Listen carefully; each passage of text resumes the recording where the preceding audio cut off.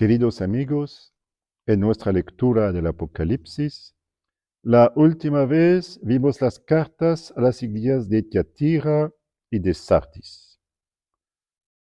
Continuamos nuestra lectura en el capítulo 3 con la carta a la iglesia de Filadelfia. Capítulo 3, versículo 7. Al ángel de la iglesia de Filadelfia escribe: Esto dice el santo y el verdadero, el que tiene la llave de David, de forma que si él abre, nadie cierra, y si él cierra, nadie abre. Cristo se presenta en esta carta como el santo, el verdadero, el que tiene la llave de David. Si él abre, nadie cierra, y si él cierra, nadie abre.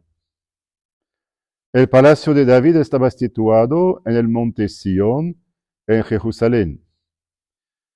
Es cerca de allí donde será edificado el templo por su hijo Salomón. Así que Cristo toma esta imagen de las llaves. Él puede abrir una puerta y él puede cerrarla. Del mismo modo que en la visión inaugural decía que tenía las llaves de la muerte y del Hades, el lugar de los muertos. Conozco tus obras. Mira, he dejado delante de ti una puerta abierta que nadie puede cerrar, porque aun teniendo poca fuerza, has guardado mi palabra y no has renegado de mi nombre. Esta es sin duda una manera de decir que Cristo abre en Filadelfia una puerta para la evangelización. De hecho, encontramos esta imagen de tener una puerta abierta para evangelizar en el Nuevo Testamento, sin que nada pueda oponerse, y en particular no los de la sinagoga de Satanás. Aquí me remito a la explicación que di al comentar la carta a la iglesia de Esmirna. Esos judíos que pretenden ser judíos no lo son según el espíritu, lo son según la carne, por supuesto, pero no según el espíritu, según el juicio de Cristo. ¿Y por qué no? ¿Y por qué no actúan como Abraham? No hacen las obras de Abraham. Mira, voy a entregarte a algunos de la sinagoga de Satanás, los que se llaman judíos y no lo son, sino que mienten. Mira, los haré venir y postrarse ante tus pies para que sepan que yo te he amado. Así Cristo anuncia que esos judíos que sin duda persiguen a los cristianos de Filadelfia, algo así como los de Esmirna lo hacían respecto a la iglesia de Esmirna, ellos serán llevados a reconocer un amor de Dios particular hacia la comunidad cristiana de Filadelfia y no podrán oponerse con éxito a la evangelización. Porque has guardado mi consigna de perseverancia, yo también te guardaré de la hora de la tentación que va a venir sobre todo el mundo, para tentar a los habitantes de la tierra. Has guardado mi consigna de constancia. La iglesia de Filadelfia ha mostrado constancia. Encontramos esta insistencia en el Apocalipsis sobre la constancia, esa virtud tan importante que permite a los cristianos perseverar en las pruebas. Yo también te guardaré de la hora de la prueba que va a venir sobre el mundo entero para probar a los que moran en la tierra. Aquí, de nuevo, tenemos el caso de una palabra un poco misteriosa, pero que se aclarará más adelante en el texto. De hecho, podemos preguntarnos, ¿pero de qué prueba se trata? ¿Cuál es su naturaleza? ¿Quiénes son esos habitantes de la tierra? Esta prueba será descrita más adelante. No obstante, para decirlo en pocas palabras, creo que se trata esencialmente de la prueba que se muestra en el capítulo 13, es decir, la prueba de la bestia. En cuanto a los habitantes de la tierra, es casi una expresión técnica en el Apocalipsis. No hay que entender aquí a todos los hombres que habitan sobre la tierra, sino que son prácticamente los habitantes de Babilonia. Recuerdo que Babilonia es un símbolo, no se trata de la ciudad histórica de Babilonia, es una ciudad espiritual, el mundo del pecado. Mira, vengo pronto, mantén lo que tienes, para que nadie se lleve tu corona. Cristo anuncia la proximidad de su venida y anima a la comunidad de Filadelfia a que persevere. Ahí también encontramos una exhortación que ya habíamos visto antes, sobre todo en la carta a Tiatira. Lo que tienes, guárdalo hasta que yo venga. Los cristianos necesitan mantenerse firmes. No es tan fácil guardar fielmente el Evangelio toda la vida cuando hay tantas pruebas, tantas tentaciones, tantas seducciones que podrían llevar a los cristianos a abandonar el Evangelio.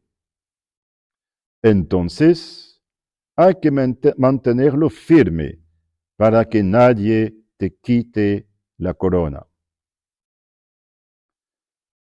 Al vencedor le haré columna en el templo de mi Dios y nunca más saldrá fuera.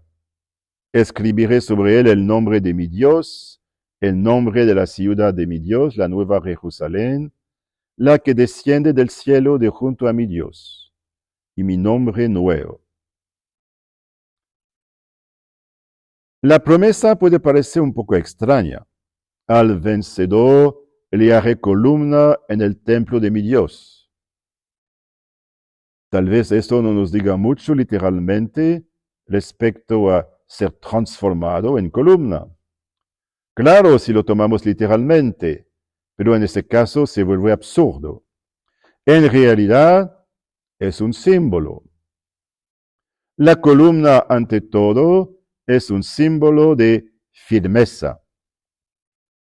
Fíjense que esta columna estará en el templo de Dios. Esto quiere decir que el vencedor podrá permanecer en la casa de Dios. Tendrá como la estabilidad de una columna, y una columna no se mueve. El vencedor tendrá la estabilidad de alguien que puede permanecer en la casa de Dios. También podemos notar que una columna está hecha para sostener lo que está encima, otros elementos de la construcción. Sin duda, el texto sugiere aquí que el vencedor podrá también ayudar, sostener, soportar otros elementos de la construcción. Esto es, otros discípulos de Cristo. Porque no hay que olvidar que no somos salvados de manera separada, independientemente unos de otros. Escribiré sobre él el nombre de mi Dios, el nombre de la ciudad de mi Dios, la nueva Jerusalén, la que desciende del cielo de junto a mi Dios, y mi nombre nuevo. Entonces el nombre de Dios y el nombre de Cristo serán grabados sobre el vencedor. De manera metafórica, naturalmente, el símbolo quiere decir que el vencedor será considerado verdaderamente como propiedad del Señor. Le pertenecerá totalmente y definitivamente. El que tenga oídos, oiga lo que el Espíritu dice a las iglesias. Miren que la carta a Filadelfia no contiene reproche. Es la única, junto con la carta a Esmirna, que no comporta reproche. Pero aún así vemos una exhortación a la constancia, una exhortación a perseverar, una exhortación, al menos implícita, a continuar la obra de evangelización, aprovechando que Cristo ha abierto una puerta, o sea, aprovechando una oportunidad para evangelizar. Ahora podemos abordar la última carta, la carta a la iglesia de Laodicea, capítulo 3, versículo 14 y siguientes. Escribe al ángel de la iglesia en Laodicea. Esto dice el Amén, el testigo fiel y veraz, el principio de la creación de Dios. En estas expresiones, Cristo se presenta como el Amén. Ya saben que es palabra de aprobación, que significa esto es verdadero, sólido. Jesús es el testigo fiel y verdadero. Y además, según la carta a los Colosenses, Él está al principio de la creación de Dios. Conozco tus obras, no eres ni frío ni caliente. Ojalá fueras frío o caliente, pero porque eres tibio, ni frío ni caliente, estoy a punto de vomitarte de mi boca. Observamos aquí que Cristo no está nada contento, en absoluto. En esta carta a la Odisea, bueno, no encontramos signo positivo alguno, y es una excepción en el septenario de las cartas. En la carta a Sardis, la situación no era muy brillante, ¿verdad? Pero al menos había algunos que no habían contaminado sus vestidos y que Cristo consideró dignos de acompañarlo, vestidos de blanco. Pero en la Odisea, nada de positivo. Y vemos claramente que Cristo está enojado. Voy a vomitarte de mi boca. Es una amenaza seria que expresa una ira. Y no hay muchas iras de Cristo en el Nuevo Testamento. Creo que es interesante notarlas y preguntarse por qué es que Cristo se enoja. Sobre todo en su caso, se trata de una ira santa, perfectamente controlado. Esto quiere decir que considera que ahí hay algo grave, un desorden grave. Entonces, ¿cuál es el problema de la Odisea? Conozco tus obras, no eres ni frío ni caliente, eres tibio. Tal vez podríamos decir, bueno, quizá es el mismo profeta que en Éfeso. En Éfeso, el reproche de Cristo era este: tengo contra ti que has abandonado tu primer amor. Y en la Odisea, tú eres tibio. Lo que hay que interpretar obviamente a nivel espiritual. No se trata de una cuestión de temperatura físico, sino más bien de temperatura espiritual. La iglesia de la Odisea es tibia, ya no es fervorosa. Pues bien, Cristo aborrece esto. El reproche a la Odisea, la última carta, encuentra eco en el reproche a Éfeso, la primera carta. En ambos casos se trata del fervor espiritual. lo que sugiere que Cristo es particularmente sensible al fervor. Y de hecho, según la enseñanza del Nuevo Testamento, la iglesia es la esposa de Cristo y Cristo es el esposo de la iglesia. ¿Cómo podría un esposo ser indiferente al amor tibio de su esposa? No es posible. Entonces el amor de la Odisea hacia Cristo es tibio. No es ni frío ni caliente. Los calientes son los que aman mucho, con fervor. Y los fríos, bueno, son probablemente los paganos que no conocen a Cristo y por tanto no lo aman. Pero al menos es comprensible en el caso de los paganos porque tienen la excusa de no conocer a Cristo. Pero los cristianos de la Odisea sí conocen a Cristo. No tienen esa excusa y son tibios. Y para Cristo eso es insoportable. Al comentar la carta a la iglesia de Éfeso, había dicho que no estaba muy claro en la carta a Éfeso y por qué esta iglesia había perdido el fervor. En el caso de la carta a la Odisea, creo que es más fácil de comprender. Porque dices, yo soy rico, bien enriquecido, y no tengo necesidad de nada. Y no sabes que tú eres desgraciado, digno de lástima, pobre, ciego y desnudo. Encontramos un contraste muy fuerte entre las apariencias exteriores y la realidad profunda. Habíamos visto un contraste similar, pero en sentido inverso, en la carta a Esmirna. Cristo declaraba que la iglesia de Esmirna era rica, aunque a ojos humanos fuera muy pobre. Bueno, aquí es el contrario. Dices, yo soy rico, me he enriquecido y no tengo necesidad de nada. ¿De qué riqueza se trata? ¿De una riqueza económica? Es posible y hay que reconocer francamente que la historia de la Iglesia muestra que la riqueza económica no favorece el fervor entre los cristianos. Es más bien lo contrario.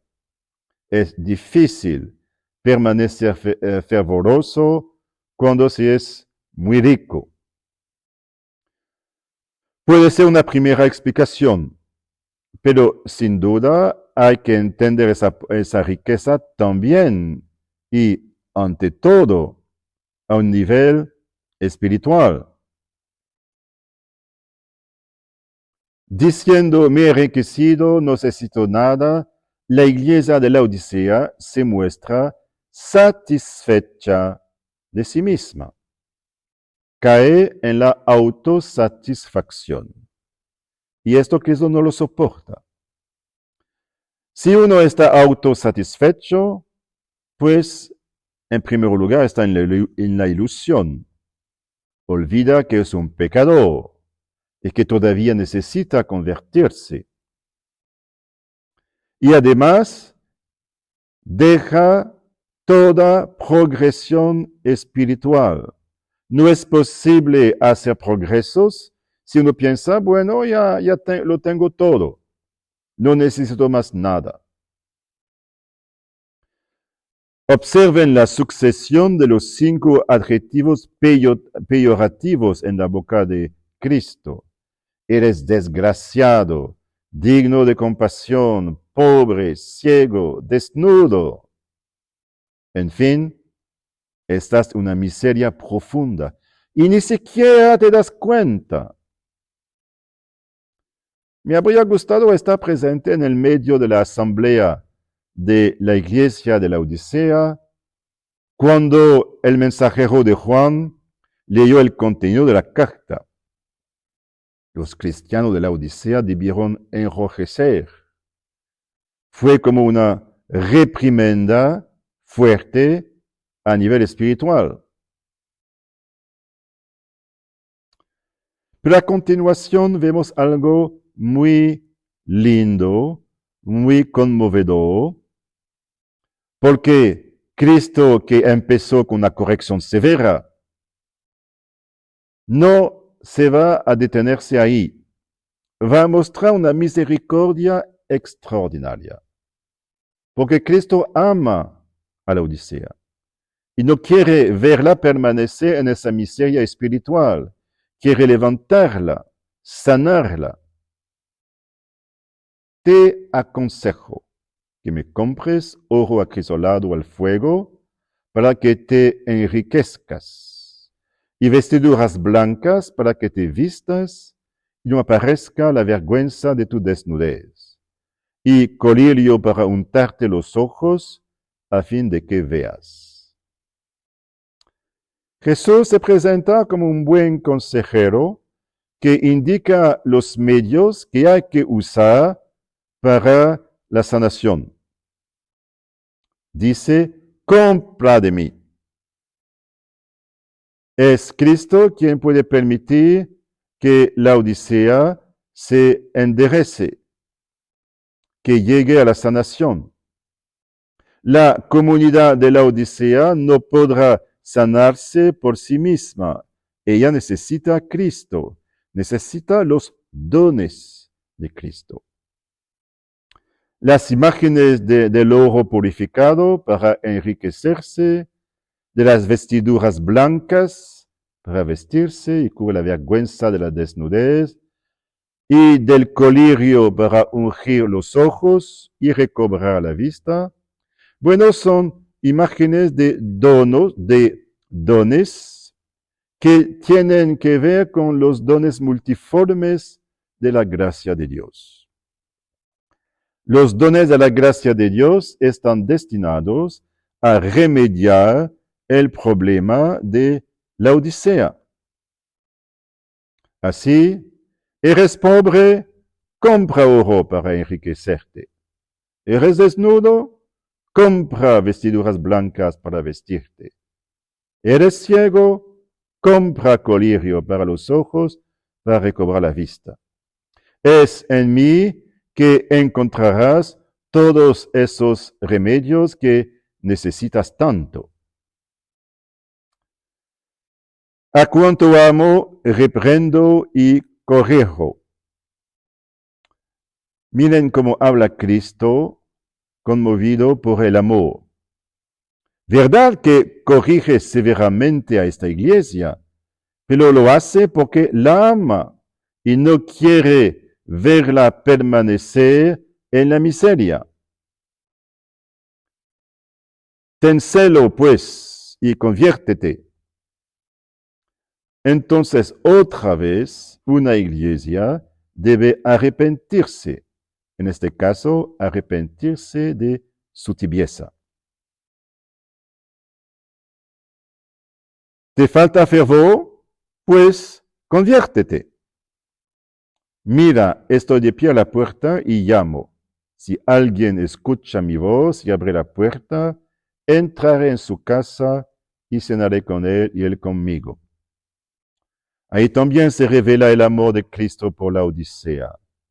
Cristo está fuera, está llamando a la puerta, pero solo entrará si se le abre libremente. Cristo nunca se impone. Solicita la libertad, pero la respeta siempre. Si alguien escucha mi voz y abre la puerta, entraré en su casa y cenaré con él y él conmigo.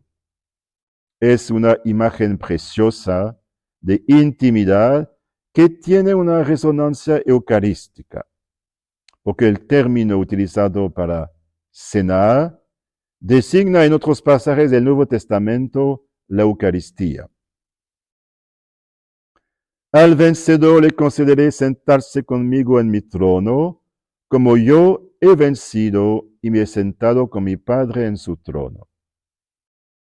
Entonces, el vencedor podrá sentarse en el cielo, en el trono mismo de Cristo, lo que es una promesa magnífica.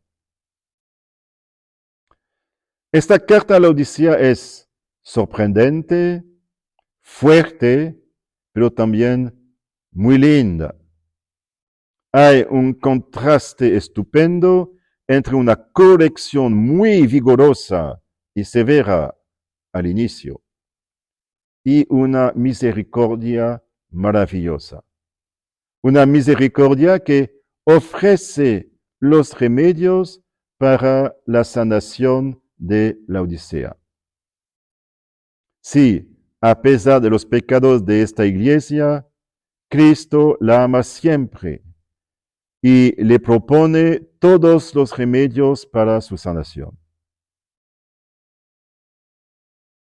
Nos vemos pronto para el próximo video.